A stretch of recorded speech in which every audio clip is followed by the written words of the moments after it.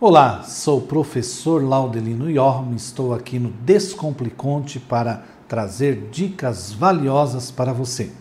E hoje estarei falando sobre a depreciação do ativo imobilizado.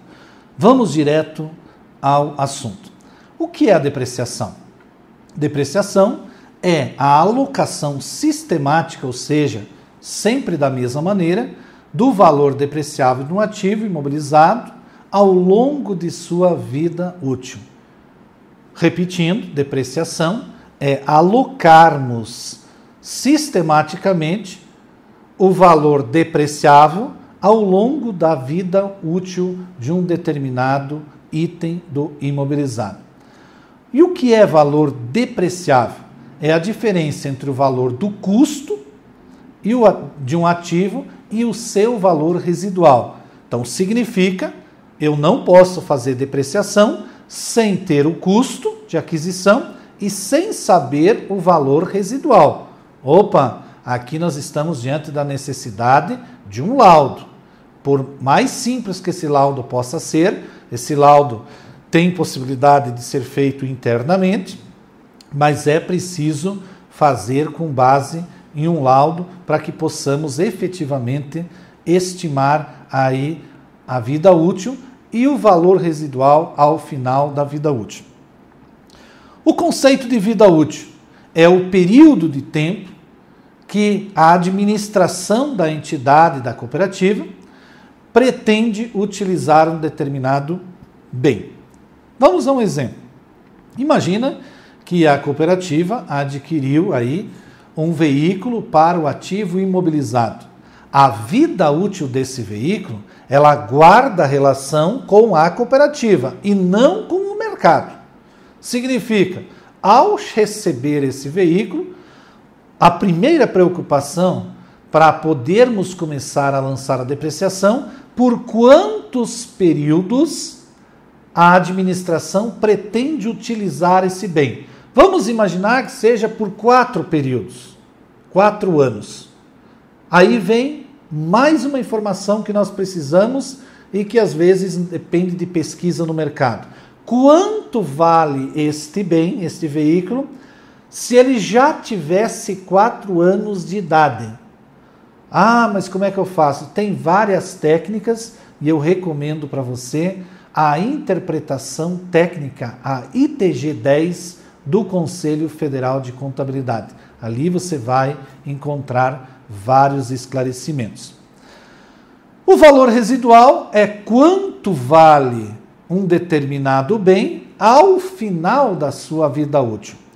Isso nós temos que buscar no mercado. Se o mercado não conseguir trazer essa resposta para nós, nós vamos considerar o valor residual como sendo zero. Mas eu não posso colocar isso no piloto automático.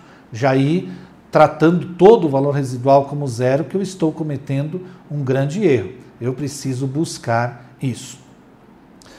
Na tela aqui, imagina que compramos um bem para o imobilizado em 1º de fevereiro de 2018. Então nós temos ali um custo de aquisição. A administração da nossa sociedade decidiu que vamos usar esse bem, esse direito, no caso aqui um bem tangível, por 5 anos. Então nós vamos usá-lo de 1º/2/2018 a 31/1/2023. Qual seria o valor deste bem se ele hoje já tivesse 5 anos de vida? Puxa, como é que faz isso, professor? Isso nós podemos pesquisar no mercado, bens de mesma natureza, semelhantes, que já estão no mercado há 5 anos. Quanto valem esses bens? E eu faço uma média e chego ao valor residual. Isso deve ser feito através de um laudo de avaliação. Esse laudo de avaliação, você pode pegar as formalidades na ITG 10 e produzi-lo internamente. O preço de venda deste bem após 5 anos, quanto é? Aí eu chego ao valor residual, menos as despesas de venda. Às vezes, vamos imaginar que eu conseguisse o valor de um bem desse, já com 5 anos de vida, seja 100 mil, tá? Mas eu preciso deduzir desses 100 mil as despesas eventuais de venda estimada, inclusive os impostos sobre o ganho de capital, quando for o caso. Aqui algumas questões em relação ao laudo, para poder produzir lançar essa depreciação. O artigo 57 da Lei 4506 de 64, claro que teve várias alterações, e a última alteração foi a IN da Receita Federal 1700 de 2017, ele traz algumas formalidades também que você precisa observar. Quem pode fazer esse laudo? A ITG 10 diz que podem ser especialistas, pessoas com conhecimento no assunto, tanto interno quanto externo. A depreciação, então, ela deve ser alocada sistematicamente ao longo da vida útil e ela se inicia quando o bem estiver disponível para uso. Tá? Aqui eu já estou trazendo algumas bases legais, no caso aqui o item 55 da NBSTG 27. O que é estar disponível para uso? É estar no local em perfeitas condições para funcionar da maneira pretendida. Em relação ao método de depreciação, tá? Eu tenho que usar o mesmo método ao longo da vida útil do bem. Para mudar o método, eu preciso pensar que eu estou diante de uma mudança em política contábil. E aí eu tenho que tomar todos os cuidados previstos lá na NBSTG 23. Mas aqui eu estou mostrando o item 61 da NBSTG 27, que justamente conduz para isso. Com relação ao método de depreciação, existem vários métodos no mercado. O mais usual nós chamamos de linear ou linha reta. Como nós calculamos a depreciação através deste método?